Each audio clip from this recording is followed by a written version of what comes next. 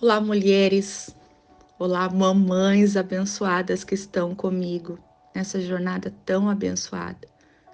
Irmãs, eu não sei vocês, mas como esse livro tem me ajudado, tem me instruído, tem me fortalecido. E a minha oração é que nós venhamos ser mães segundo o coração de Deus. E hoje nós estamos nessa jornada, comentados e sublinhados, do livro A Mãe Confiante, da autora Joyce Meyer. E hoje nós estamos no capítulo 12, já nos encaminhando para o finalzinho. E o título é: O que você está dizendo? Quando eu vi o meu filho andando em direção ao carro, depois da aula, eu soube que a prova não havia sido boa. De ombros caídos, com lágrimas magiando seus olhos, ele parecia o retrato da derrota. Escorregando para o banco do carona, ele bateu a porta e entregou-me a prova, e eu pude ver um relance a letra F brilhando em vermelho no alto da página. Mãe, o que mais eu posso fazer? Ele gritou. Tentei de tudo, fiz o meu melhor, mas eu continuo fracassando. O meu coração se partiu por ele. Mas seu pai e eu já não sabíamos mais como ajudar. Fazíamos com ele o dever de casa noite após noite, estudávamos com ele para as provas, fizemos e refizemos questionários sobre a matéria até ele responder todas as perguntas com perfeição. Mas quando ele chegava na escola, as respostas fugiam da sua mente. Por 2 meses, suas notas haviam caído de forma vertiginosa e desastrosas. Os Ds e os Fs haviam se tornado o padrão das notas dele. Embora eu pedisse ao Senhor seguidamente para intervir, as minhas orações não pareciam funcionar. Então, quando chegamos em casa, depois de eu encorajar o meu filho mais uma vez, eu fiquei a sós e orei novamente. Essa situação não faz sentido, Senhor. Eu não sei como resolver isso. Simplesmente eu não sei como mudar essa situação. Não tive que esperar muito por uma resposta. Quase que instantaneamente, ouvi a voz do Senhor soando em meu coração.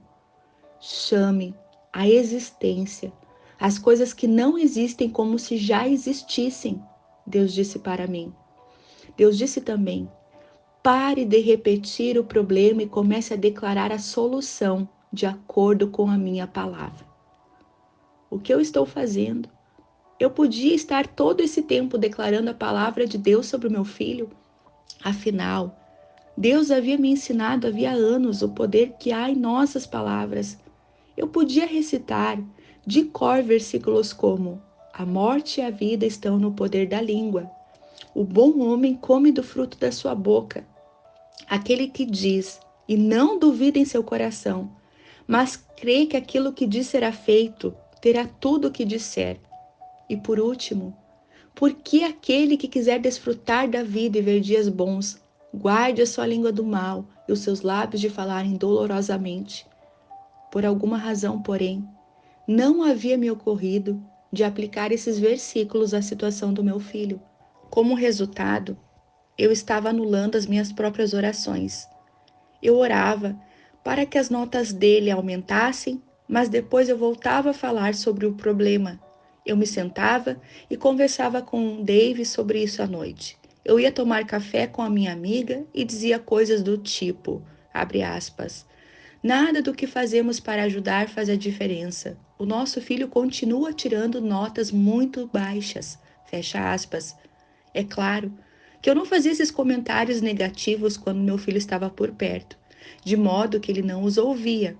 Mas o diabo ouvia, e ele os usava como permissão para perpetuar o problema. Assim, todas as vezes que eu falava no assunto, eu cavava o buraco ainda mais fundo e tornava ainda mais difícil para o meu filho sair dele. Eu realmente usava as palavras para piorar a situação. Ele estava tendo tanta dificuldade que desenvolveu medo de fracassar.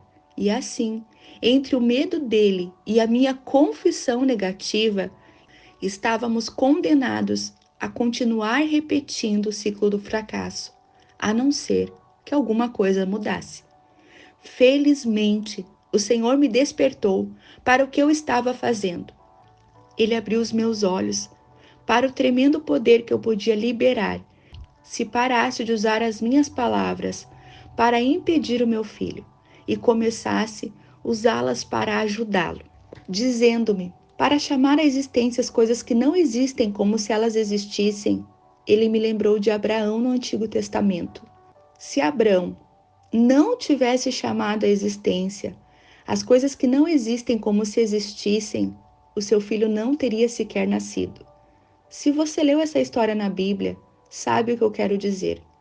Abrão e sua mulher estéril oraram e ouviram promessas de Deus sobre os seus descendentes por muitos anos, mas eles permaneceram sem filhos, enquanto continuavam a repetir as mesmas velhas palavras de sempre.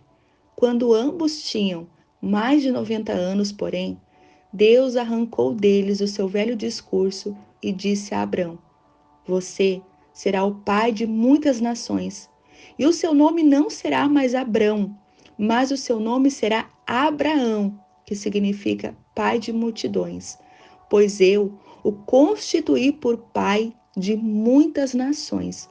Gênesis 17, versículo 4 e 5. Daquele dia em diante, as palavras do casal mudaram. Apesar das evidências contrárias, eles começaram a chamar Abrão de Abraão, pai de multidões. A princípio, isso provavelmente lhes pareceu estranho, e para todos os amigos e parentes deles também. Mas eles ainda assim permaneceram firmes.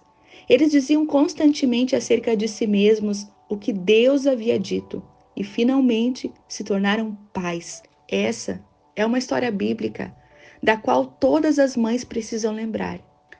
Ela revela o grande efeito que aquilo que dizemos exerce sobre os nossos filhos, não apenas antes deles nascerem, como no caso de Abraão, mas também enquanto eles estão crescendo.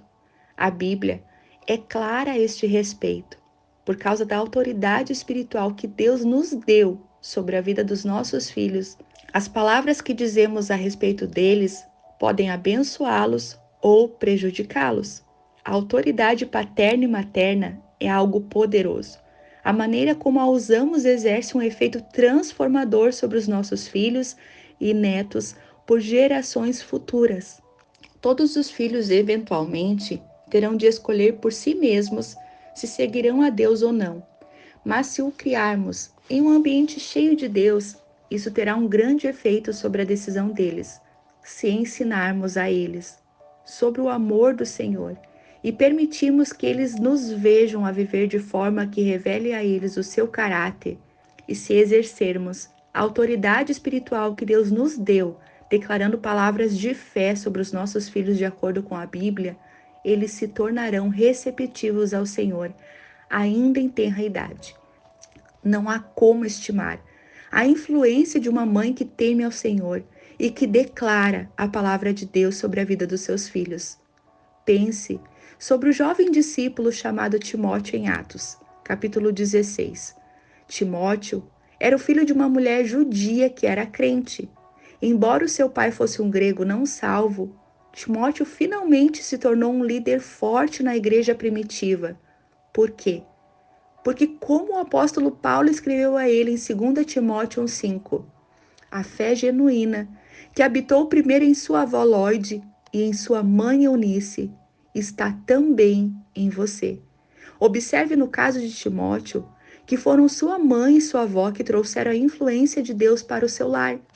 Não havia um pai cristão para ajudar. A mãe de Timóteo era casada com um incrédulo. Se você tem um marido que não está vivendo para o Senhor, que isso lhe sirva de consolo. As trevas nunca podem vencer a luz. Ainda que o seu esposo esteja dando um exemplo ímpio diante dos seus filhos, à medida que você continuar a fazer as coisas do jeito de Deus, a sua influência finalmente prevalecerá e fará diferença na vida dos seus filhos. Eu estou dizendo que eles seguirão a Deus todas as vezes infalivelmente? Não, eu não estou. Nenhum pai ou mãe, independentemente do quanto sua influência possa ser maravilhosa, tem essa garantia. Afinal, Deus foi o Pai perfeito e o seu filho Adão se rebelou contra ele. No fim, porém, Deus endireitou as coisas, até mesmo para Adão. Eu não pretendo ser pouco realista a respeito das palavras e de falar sobre os problemas, pois sei que há uma medida de equilíbrio nessa questão. Haverá momentos em que você, como mãe, achará necessário discutir com outras pessoas uma dificuldade que o seu filho possa estar tendo. Talvez precise conversar sobre o problema com o seu esposo, seu pastor ou com uma professora da escola para garantir que o seu filho receba a ajuda e o apoio que ele precisa. Mas mesmo em meio ao caos, você pode falar sobre os problemas de forma positiva. Você pode abençoar os seus filhos, em meio às dificuldades vividas por eles, fazendo declarações de fé que se fundamentam na palavra, não nos problemas que eles estão atravessando, mas em versículos como estes, Salmo 112, 1, 2, que diz assim: Como é feliz o homem que teme ao Senhor e tem grande prazer em seus mandamentos. Os seus descendentes serão poderosos na terra e serão uma geração abençoada de homens íntegros. Declare também Salmo 102, 28, que diz: Pois isso, eu tenho certeza de que a família dos teus servos viverão em segurança e as gerações futuras viverão em perfeita paz na tua presença. Isaías 54, 13 também é uma opção, que diz: Filhos serão discípulos, e grande será a paz e a tranquilidade imperturbável dos seus filhos. Salmo 103, 17 também diz assim: Mas o amor leal do Senhor, o seu amor eterno, está com os que temem, e a justiça com os filhos dos seus filhos. Por último, também quero deixar para vocês Isaías 49, 25, que diz assim: Mas assim diz o Senhor: Por certo que os presos se tirarão ao valente, e a presa do tirano fugirá, porque eu contenderei com os que contenderem contigo, e eu salvarei os teus filhos. Eu fico feliz em dizer que, uma vez tendo o Senhor me lembrado dessas passagens da Bíblia, eu medito chamar à existência as coisas que não existem como se elas existissem. Eu comecei a fazer esse tipo de declaração a respeito das notas do meu filho, aplicando-as especificamente à situação dele. E eu comecei a dizer: ele tira boas notas, ele tira A's e B's. O que aconteceu? As minhas palavras começaram a operar e dentro de pouco tempo as coisas mudaram. As notas dele começaram a melhorar e, embora não fossem perfeitas, ficaram melhores. Quando eu ia pegá-lo na escola, ele não estava mais abatido e temeroso. Uma coisa é certa: fazer um comentário negativo sobre os seus filhos tem o potencial de magoá-los e de tornar a situação pior. Mas as palavras positivas e cheias de fé nunca ferem ninguém e têm grande probabilidade de ajudar em qualquer situação. Amém, minha irmã? Acabamos por aqui esse capítulo. Que em nome de Jesus nós possamos usar a nossa boca para abençoar e para edificar a vida dos nossos filhos.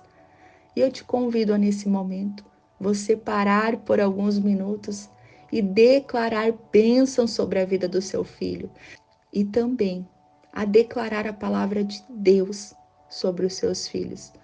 Amém, minha irmã? Que Deus te abençoe.